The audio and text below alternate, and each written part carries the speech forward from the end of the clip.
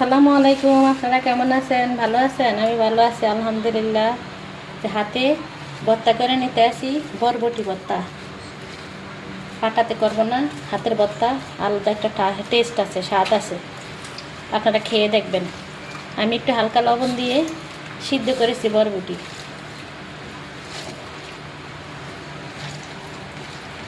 এখন দিয়ে দিলাম সরিষার তেল।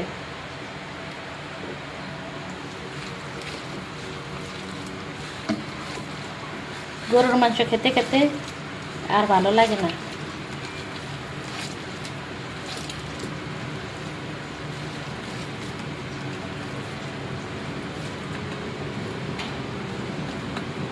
মজাদার ভর্তা বানিয়ে নিলাম।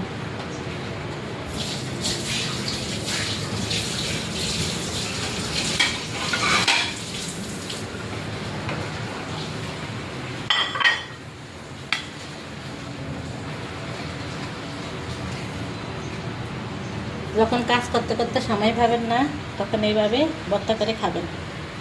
এক ভর্তা দিয়ে ভাত খাওয়া হয়ে গেল।